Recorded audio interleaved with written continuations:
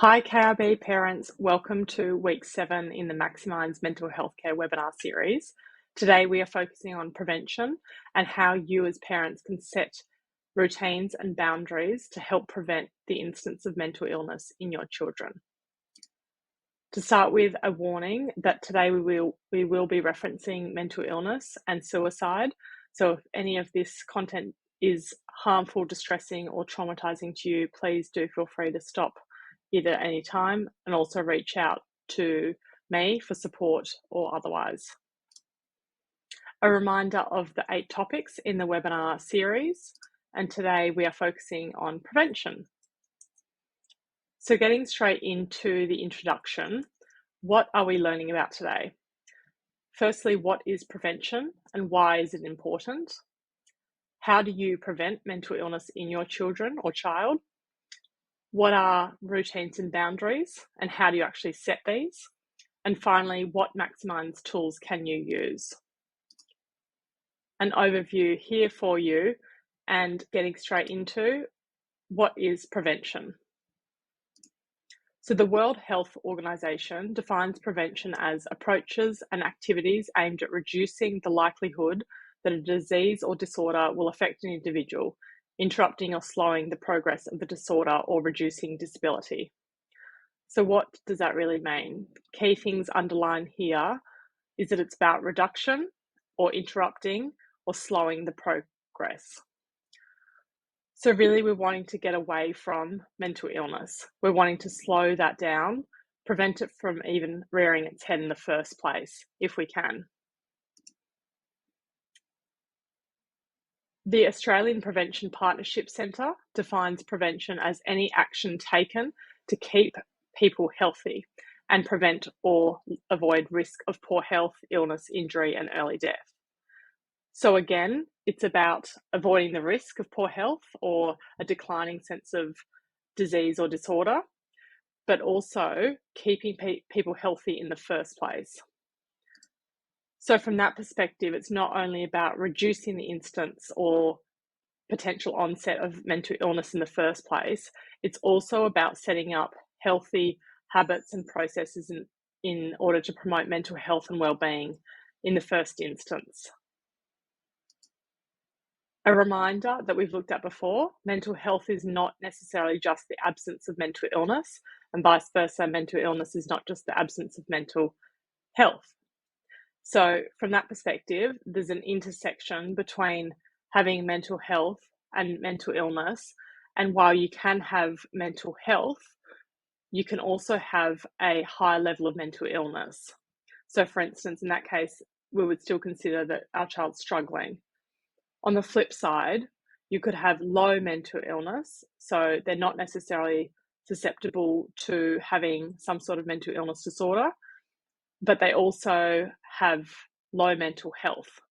So in that case, they're actually languishing. As we know, their ultimate ideal here is, of course, flourishing. And how do we promote in our children a low instance of mental illness and a high instance of mental health? And we will look today, of course, at some of the prevention strategies in order to at least prevent that low mental health coming up and, of course, the high mental illness. A reminder that we've looked at previously, the fact that we all go to the doctor or the dentist for checkups, and that's all ultimately to prevent physical illness in the first place. So we do a lot to prevent the onset of disorder and disease from a physical healthcare perspective. A recent example is, of course, COVID-19 and the vaccine that has been mandated to get, and whether we've got that or not, but ultimately the ideology is, of course, that that's trying to slow the potential impact not only on ourselves of if and when we develop or contract COVID, but also the impact it has on society and the long-term, economy. So from that perspective, that's a preventative measure that we've taken without even necessarily having COVID in the first place. So in the same vein, what are we really doing to prevent mental illness? And how often are we really checking in, not only on ourselves, but also helping our children to prevent these sorts of things from happening? I really like Raise Foundation's analogy of the upstream intervention, and it's an excellent organisation if you haven't seen or heard of them already. They mentor young people, particularly those that are in financial hardships or struggling lower socioeconomic backgrounds. But they talk about the upstream intervention as young people learn lifelong survival skills before they're in crisis, before they're actually drowning. So we like to apply the same sort of analogy. So if you can see in the top right, it's actually trying to help a child that's already indicating some early of those warning signs that we've already looked at upstream that may be predisposed to develop mental illness ongoing before they flow downstream to the stage where they're thinking about things, unfortunately, such as death, or in the worst case scenario, suicide. So the importance of upstream intervention is obviously key as one of the many steps to try and prevent that downstream impact happening and resulting in the absolute worst case scenario. So if that's not already enough to highlight the importance of prevention, I want to reiterate another few reasons as to why prevention is so important. You may recall these headlines from the introduction session we had almost 8 weeks ago now about the impact of mental illness and ultimately the worst case scenario being suicide. And of course, the impact that has on families, mothers, fathers, parents, schools, friends. That is why we have to prevent mental illness. It is the single biggest killer of young Australians. Today, one person in Australia will take their life. And at least 50% of young people will have a mental illness disorder by 2030. So we must start preparing for this pandemic, that's the next pandemic ultimately that's happening and is continuing to increase.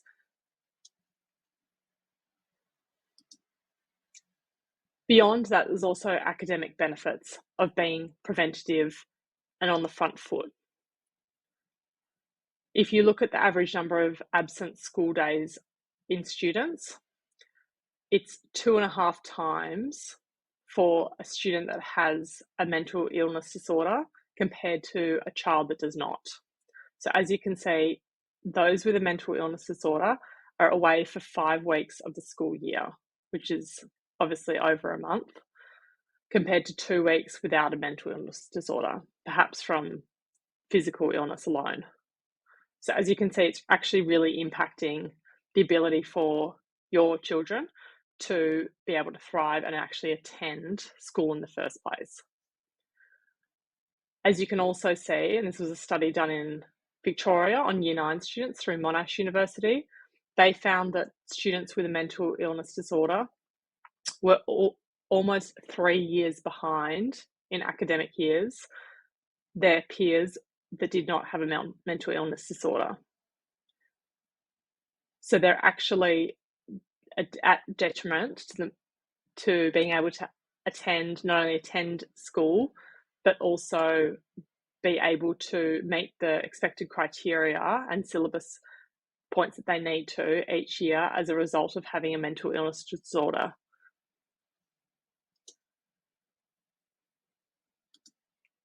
So beyond the academic impacts, the importance of prevention is ultimately because being reactive to crises is far worse than actually being proactive. If we're reactive, it's costing money, it's costing time, and it's taking a lot of energy to deal with it in an immediate sense, instead of being on the proactive stage in the first place, which can start introducing concepts about mental health and well-being earlier before it becomes a crisis, and then a huge amount of resources have to be thrown at the problem to solve it. To give you context as parents, I've done the economics on this at a minimum, and the prevention model, of course, at $1 a day, for example, with Maximize or any other tools and things you use, is far cheaper, for instance, than having to deal with hundreds, if not thousands of dollars of reacting to a crisis when you need urgent, intense one-on-one psychology and psychotherapy treatment that often comes to me when it's already downstream. So ultimately, most importantly, early detection and early intervention equals greater outcomes. So this is why the importance of mental illness, of preventing mental illness before it happens, is so important.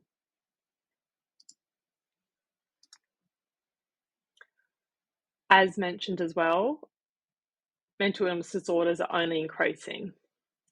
Unfortunately, we've already seen numbers have come up such that it's about 2 in 5 for young people and growing to at least 50% by 2030 within 5-7 years, which could, because of COVID and the long-term impact of that, lead to as high as ultimately 3 in 5.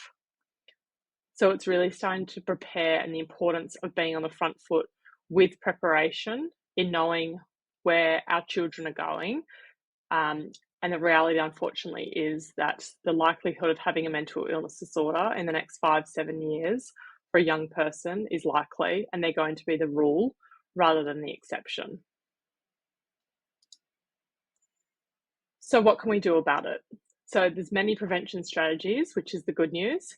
And I'd like to start by recapping some of them that we've already explored in the last 6 weeks of the webinar series. So firstly, it's important that you as parents educate yourself on mental health and mental illness. It's important to learn to identify the warning signs of mental illness. It's also important to develop the rapport and strong connections with your child and children. And finally, to increase your own self-awareness and develop, where possible, that authoritative parenting style. So firstly, on educating yourself on mental health and mental illness. We've obviously looked at this from week 1 and defined mental health as being in the present moment, in control, and in touch with reality. If you would like to go back and see some further tools and resources which can help you to identify and promote these sorts of things in your child, then please go back to the first week's webinar. Secondly, in terms of educating yourself on mental health and mental illness, we looked at mental illness. And compared to mental health, mental illness is, instead of being in the present, it's focused more on being in the past or the future. Instead of your child feeling in control, they tend to feel more helpless. And instead of being in touch with reality, they may tend to be more in a delusional space. So in terms of prevention, it's really looking at how we can differentiate between what would be defined as mental health versus mental illness. And of course, the sooner we can start identifying those mental illness traits, the better, because it means then earlier intervention. In week 2, we also looked at what are the main types of mental illness and how do they rear their heads in terms of teenage girls. So the most common ones are anxiety, almost a third of young girls, depression, 1 in 5, ADHD, conduct disorder, and eating disorders. So again, I would suggest you going back to week 2 to look at some of the specific symptoms that occur in relation to each of these mental illnesses so that you can early identify and therefore prevent these illnesses from exacerbating. As another way to prevent mental illness, it's about learning to identify those warning signs of mental illness. So for yourselves, we've looked at a range of warning signs that you can look at home and how to identify those. And I will just recap again a huge amount that is here on the screen.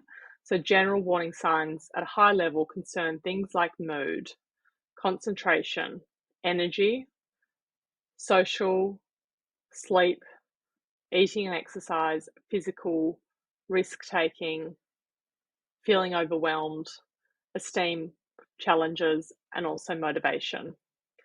So a reminder that you're looking at this stage for changes both within your child themselves. So how were they even a month ago, even 2 months ago, even 6 months ago, and whether they would be considered normal or abnormal changes relative to their age and stage. So above and beyond, for instance, puberty. And then how do they compare to other peers of their own age? So are they having greater sleep disturbances at 14 compared to another 14-year-old or your their older sibling or another older child that you may have, for instance? These are the sorts of things that we can pick up early to help prevent mental illness. Specifically to the most common types of mental illness in teenage girls, the specific warning signs concerning anxiety relate to mood, concentration, energy and sleep, physical appearance, and also appearing overwhelmed. In terms of depression, again, mood, concentration, physical, energy, and sleep. Also the addition of eating and exercise, esteem, and motivation symptoms. In terms of ADHD, specific warning signs that you want to look out for to help prevent ADHD increasing or exacerbating are concentration, which is concerned with the inattentive subtype particularly, and or physical symptoms concerned with the hyperactive or impulsive subtype. Typically, children with ADHD can also have some more social challenges, which are as a result of those concentration and or physical symptoms. In terms of conduct disorder, specific warning signs you want to look out for here in order to prevent the exacerbation of conduct disorder are social, risk-taking, and rapid changes to their academics. And finally, eating disorders. Social, obviously the physical, but also underline that the esteem, and of course the eating and or exercise changes. Thirdly, preventing mental illness can be mitigated by developing rapport and very strong connections with your child and children. We've looked at this in week 4 in relation to strengths, interests, and values. And a reminder, of course, that these 3 are very important for you to help develop an intimate connection with your child to really get to know them. So really understand what they're good at, strengths, what they like and their passions, so their interests, and also what are their principles and their values. So understanding them intrinsically and really knowing them from these different perspectives can help to develop that initial rapport and connection with them in order to start recognizing who they are now, and therefore you use that almost as a baseline to then identify any changes that may happen, which could indicate any sort of onset of mental illness. Also, in terms of developing rapport and building strong connections with your child and children, it's about, of course, listening, validating, and responding. We looked at these 3 only a few weeks ago, but I just want to point out that these 3 individually and collectively are some of the most important tools that you can use in order to not only connect with your children and understand them, to then help foster the mental health and well-being, but also help them to feel more comfortable if there are any instances where they want to share those more uncomfortable thoughts and feelings that particularly surround mental illness. So really helping to develop that very strong connection as a trusted adult, which, as we know with children and young people, if they just have one adult that they can talk to, that is a huge mitigating factor in helping to prevent the instance of mental illness. So they just need that one person. So I want to go into again and reminding you about how listening, validating, and responding can also help prevent the instance of mental illness. So firstly, listening, understanding really the meaning of what they're saying beyond just the words they say and share. So it's attending to not only what they say, the verbal, but also the non-verbal, like how they say it. So that involves being hyper observant, demonstrating empathy, non-judgment, and rapport, but also creating that safe and psychologically safe environment where they can speak up and come to you knowing that they won't be reprimanded. Also respecting that silence, so allowing them to speak, even if it feels sometimes awkward or there's a pause, they will potentially naturally fill them. And also considering those informal moments, and we talked about, for instance, in the car. Secondly, in terms of preventing mental illness and encouraging them in terms of what they're saying, is validating. So it's really about recognizing and affirming their feelings and giving them validity, even when they're not necessarily rational or typical. As we've looked at in terms of mental illness can be about being irrational, of course, and being out of reality. So that can be a predictor or an indicator that they may not necessarily be mentally well at that exact point in time. But in the moment, it's more important to build that connection with your child so they can still feel safe and comfortable coming to you if they do have those uncomfortable thoughts and feelings. And validation in terms of specific techniques involves being reflective, so the paraphrasing, parroting back to them, empathetic, so recognizing the emotions, and also affirming, so normalizing, so saying things like, yes, that's normal to feel that way. Anyone would feel that way in that instance. And finally, responding. So responding is more to help you in that moment know what to do, but it's basically returning a reply to answer what their need is in that moment. At a minimum, it would be about validating and listening to them, but also it could be about taking action depending on what they want and or need. So knowing when to involve professional help, for instance, and of course, the earlier you do involve professionals in the case where mental illness can be present, the better. And fourthly and finally, in terms of preventing mental illness, it's increasing your own self-awareness and fostering an authoritative parenting style.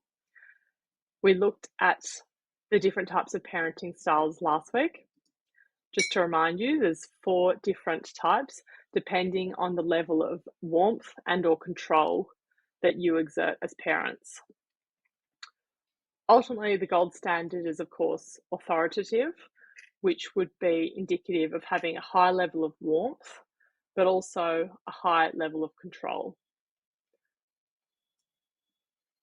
So why this is helping to, and why this helps to prevent mental illness in young people is, of course, we're having that high warmth creates a sense of empathy and rapport, a feeling of non-judgment, so that your child knows they're not going to be reprimanded or shamed for saying, how they're feeling or asking questions which may be silly, creates that psychologically safe environment. So warmth is very important. Equally important is actually also you having a certain degree of control. That involves structure, routine, and boundaries. That is very important because that way you can yourself role model what it takes to have order, which is very affirming and comforting, particularly in the case when things are out of control and there's a lot of unpredictability in the world between things like COVID or climate change or politics. So the control and knowing that there's actually a safe set of hands almost as you as a parent is also equally important, as long as it's matched with that high warmth, so it doesn't become more of that authoritarian dictatorship vibe. We will look specifically in terms of how you can practice this authoritative parenting style and setting routine and boundaries, and what does that specifically look like as well in the coming slides.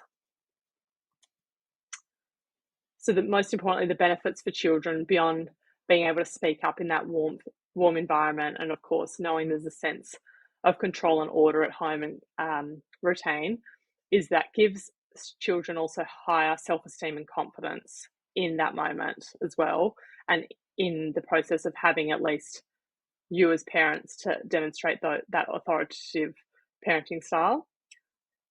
With you role modeling, for instance, though, that warmth, they will also more likely have a better emotional quotient, so that greater EQ or emotional intelligence, and as a result, more superior social skills, which is, of course, not only helpful for them amongst their peers, but also when communicating with yourselves and having the confidence to speak up and communicate if and when they have any emotional or um, thought problems or challenges that they do want to communicate, which could be indicative of mental illness.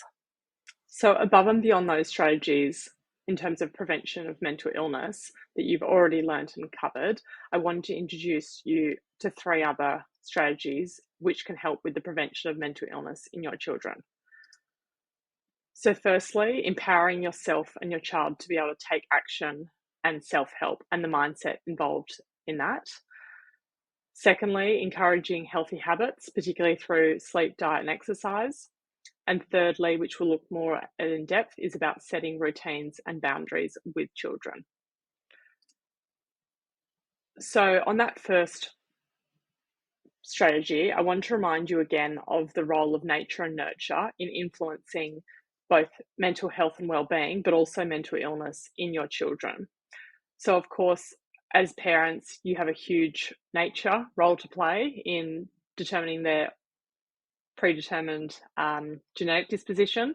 But in this case, it's really important for you to focus on what you can do as parents and in your control to help nurture and foster in them positive and helpful and healthy mental health strategies that are going to promote their mental well-being, and also limit those that are not going to, and also that could lead to mental illness.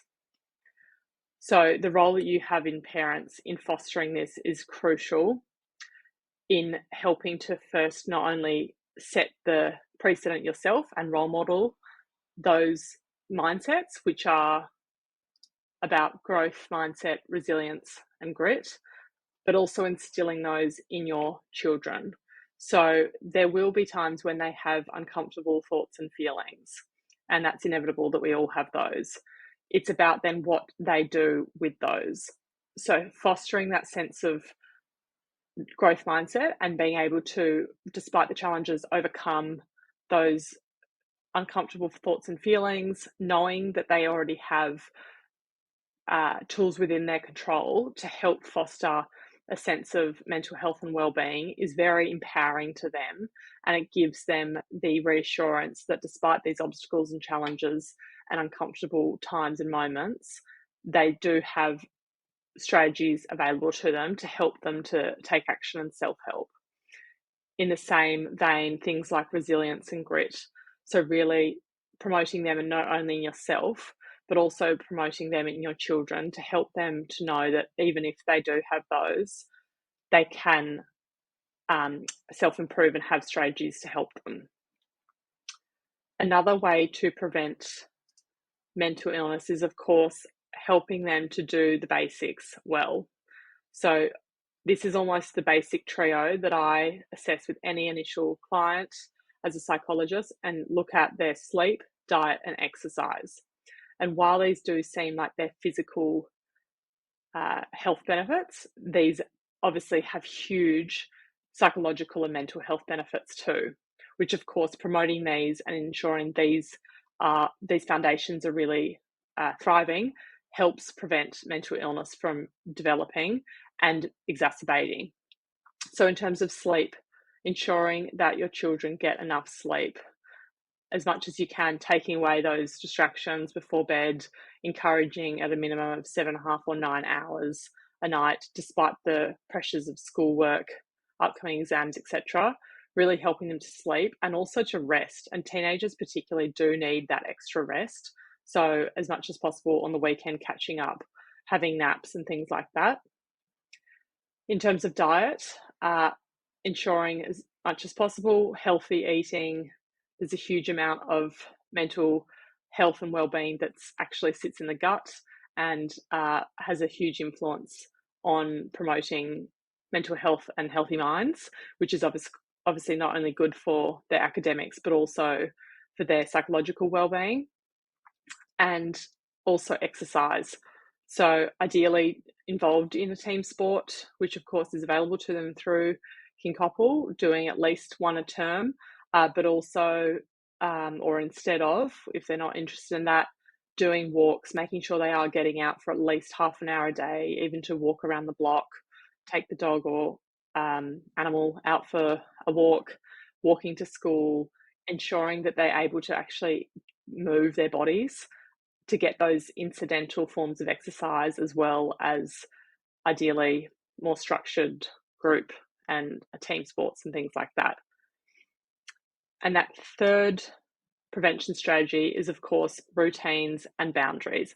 And this one we want to go into in more depth, because this ultimately sets up the basics for their structure at home, as we looked at before, in terms of you as authoritative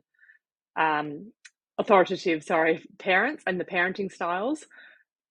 The structure, clarity around the what has to happen and when it has to happen helps create certainty and clarity around what's expected of them. Hugely important for them to take away that all that uncertainty, ambiguity, which is only increasing, unfortunately, in the world. And of course, boundaries. So what actually do these involve? So as mentioned, routines, what is expected of them? What are the daily habits they must do? Even basic things like brushing their teeth or unpacking their school bag, or doing their daily chores, doing the dishwasher or putting out their laundry, whatever it is, making sure it's routine. And ideally, if you can encourage them to do the same thing at the same time every day, that creates then habits. Also their tasks, ideally healthy ones. So things like the 30 minutes of exercise, if that becomes a habit, they walk to school, for instance.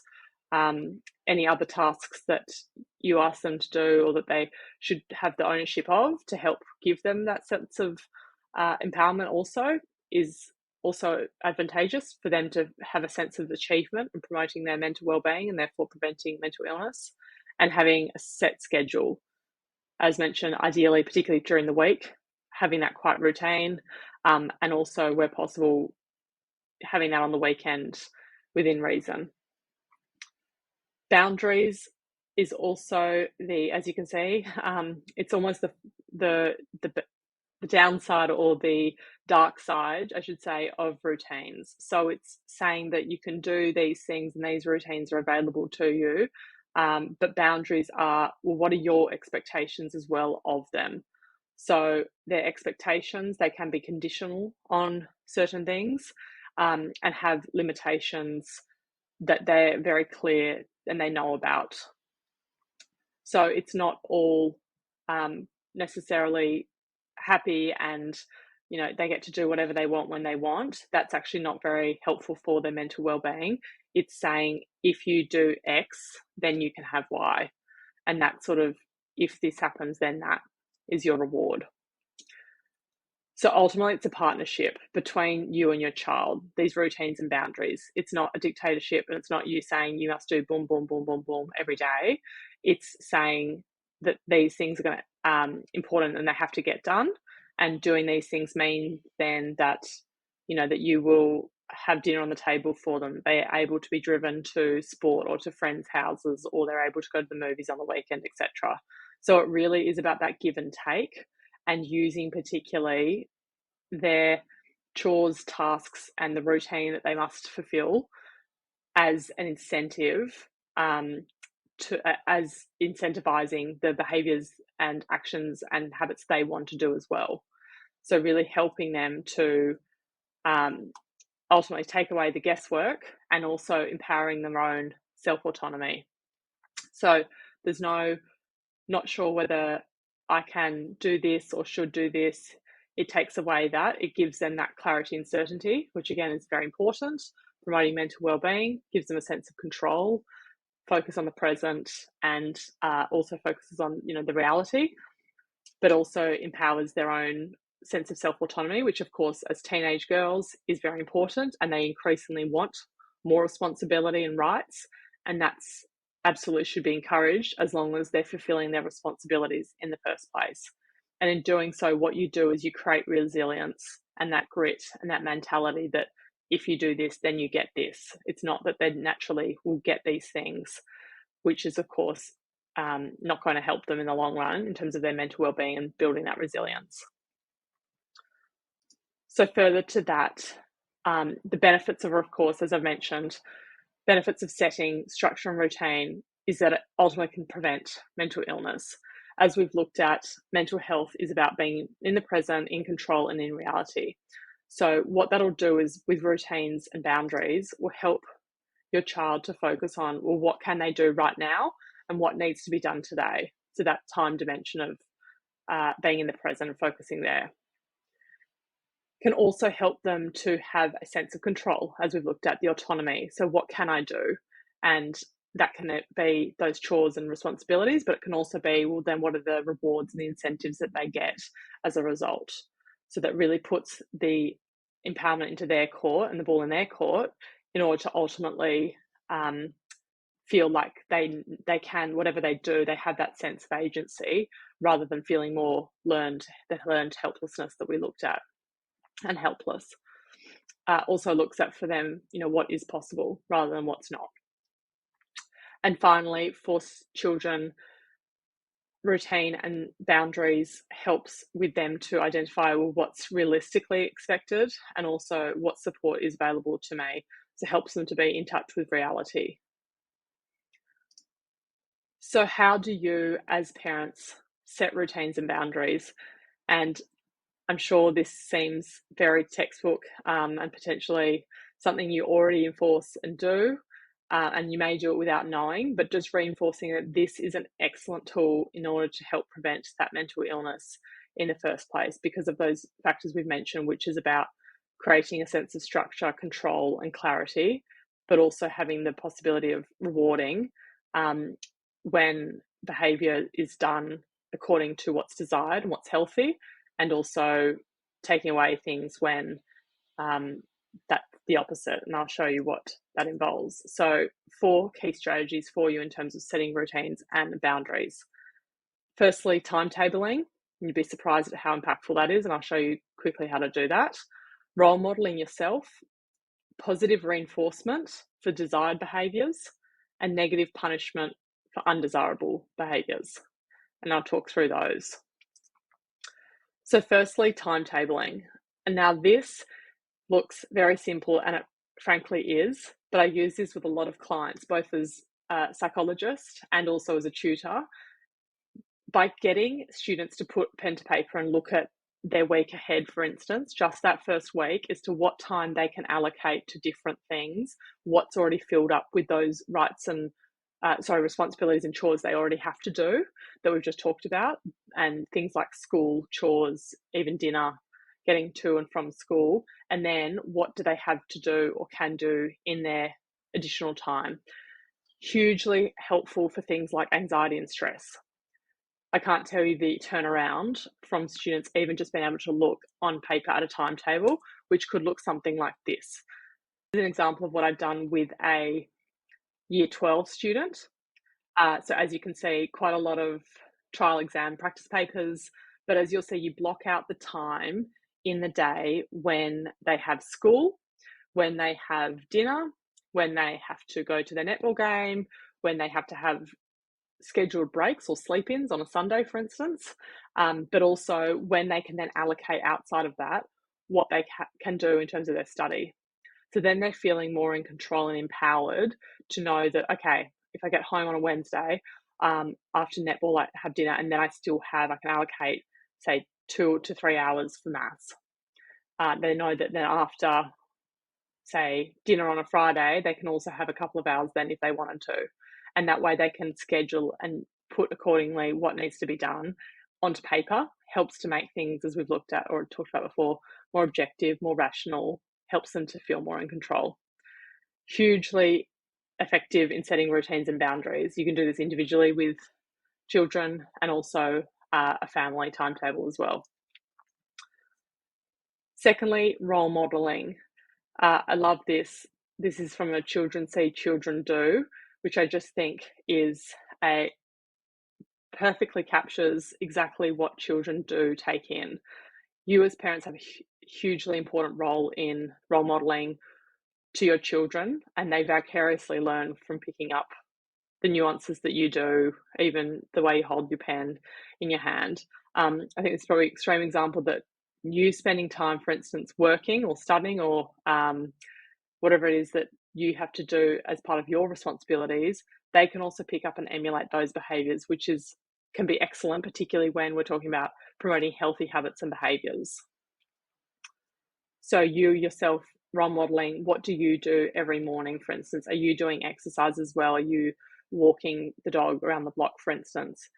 Children will be more likely to adopt those sorts of things if you do them yourself. And same thing all throughout the day. After dinner, do you have a set routine? Do you do some reading then, or are you on emails for work, for instance? And therefore, is that an expectation that they will also do that?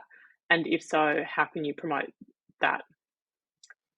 A third way for you to set routines and boundaries with your children is, of course, via reinforcement and punishment. And while it looks quite technical, simply the negative symbols means that you take away something, and the positive symbols mean you give something. The upward arrows mean you're trying to increase behavior in your children, and the downward arrows mean you're trying to decrease behavior in your children. There's two most important ones that I want to focus on here. I'll give you some examples. For positive reinforcement, this is adding something or giving something to your child in order to increase a behavior. So, for instance, this is about giving, for instance, praise if they have done well on their efforts with their maths test, for instance, and that praise and positive attention would likely increase their behavior, and that's those study habits going forward. So that is the strongest form of behavioral change mechanism, is positive reinforcement. So it's all about giving things in order to increase desirable behaviors. On the flip side, negative punishment is for undesirable behavior. So this means you take away something in order to reduce the likelihood of the behaviors occurring again. So, for instance, in this case, it might be saying, well, no, you can't go to that party on the weekend because you haven't done your homework or exam preparation. So that would reduce the likelihood of them wanting to go out. So therefore, you're taking something away in order to help promote what your intended goal is, which is for them to study and reduce that behaviors, those socializing behaviors. So they're the two most powerful forms of reinforcement and punishment, two powerful ways to elicit the behaviors and desirable behaviors you want to see in your children. What's this got to do with then prevention of health and well-being? Increasing something in order to, by giving something, could be used in the instance of if they're going to exercise, by giving them a reward to help increase those healthy habits and behaviors. So those things that we know are good for their mental well-being and health, those are the things that you want to positively reinforce. Of course, on the flip side then, you want to take away things to try and reduce other behaviors. So for instance, if they're vaping or drinking or other sorts of activities and behaviors you don't want to have, you take away their money, for instance, so they can't vape anymore. So it's about ensuring that you take away the things that they like to reduce those unhealthy habits and hopefully reduce the instance of mental illness developing. And then, of course, increasing habits are best done by adding something that they like. Further to that, there are some tools available to you on Maximinds, which can help you with specifically setting routines and boundaries. 3 that relate to those 3 areas we've just looked at in terms of timetabling, setting routines and boundaries, and also helping to encourage healthy habits themselves is the to-do and to-dar. So I'll show you each of those. So starting with helping them to really look at what do they have to do on a day-to-day basis, a weekly basis, and a monthly basis. So this helps them to feel a sense of accountability and responsibility and knowing what they have to do. And these can be those healthy habits we know are important, like exercising, for instance, getting a good night's sleep, getting dressed, brushing their teeth, even those basic things for self-hygiene and self-care. And then this can be used to help structure, for instance, the timetable. So I'll show you a video on this. As parents, you can emphasize the significance of routines in maintaining mental well-being. Ask them to take a moment to write down the daily tasks they need to complete. It could be as simple as eating meals at regular times, exercising, or making their bed. Then ask them to consider their weekly tasks. These are things like chores, such as cleaning their room or walking the dog. Finally, ask them to think about what they need to do on a monthly basis. These can contribute to the overall mental well-being, such as engaging in a hobby or planning something special. And here is a one-pager that you can print off and get them to fill in and use this to keep them accountable. Another strategy is, of course, increasing those healthy habits that we've just talked about. So, for instance, studying hard and working hard with their academics, as opposed to having those unhealthy habits, such as alcohol and drugs, things that you want to reduce. As parents, you can emphasize the importance of maximizing healthy habits and minimizing unhealthy habits. It may seem obvious, but it is important to encourage your children to establish daily routines that include healthy behaviors. They can include eating balanced meals, engaging in regular physical activity, and getting enough sleep, or practicing self-care. By prioritizing these habits, children can nurture their physical and mental health. And finally, we have looked at this before, the to-do and to-dar. Typically, teenage girls are very concerned with what they have to do, and we know that that's very conscious and front of mind to them, always have to do things, still what they haven't done rather than what they have.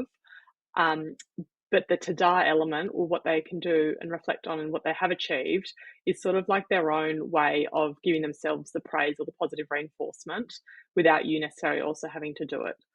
So it's an excellent way for them to develop their own sense of self-validation. We all know about to-do lists in the mornings.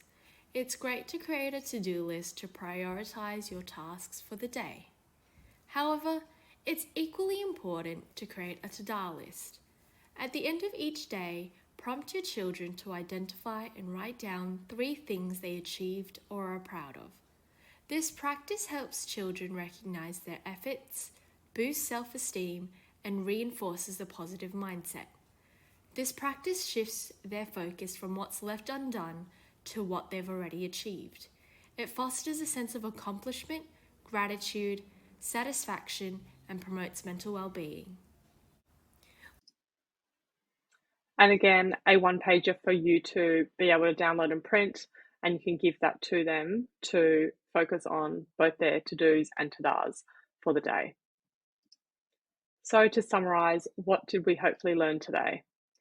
Prevention is reducing the incidence of mental illness, but also increasing the actions taken to keep children healthy. Prevention is important as it can reduce the incidence of suicide, result in academic benefits, but also help to be more proactive rather than reactive to crises. Mental illness in children can be prevented by educating yourself on mental health and mental illness, learning to identify the warning signs of mental illness, developing rapport and strong connections with your child and children, and increasing your own self-awareness and authoritative parenting style.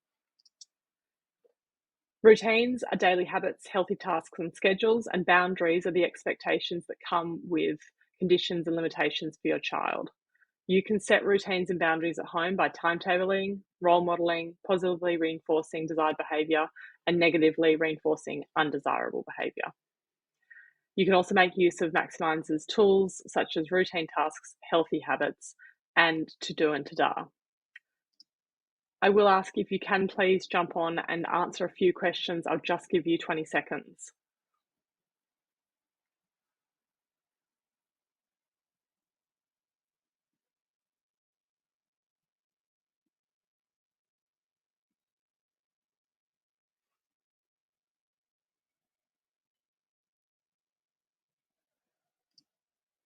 As always, resources for you to go to, particularly in the case of an emergency. Here are your contact details.